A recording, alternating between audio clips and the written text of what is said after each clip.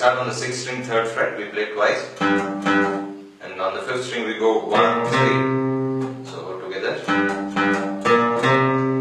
Then we go back to 6th string 3rd fret, play twice, then we go 1, 2 on the 6th string. So it will be, so both together.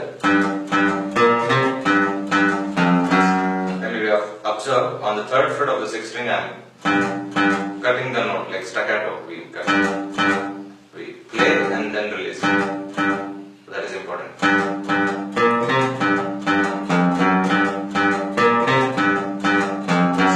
Then after 2 bars we go 1,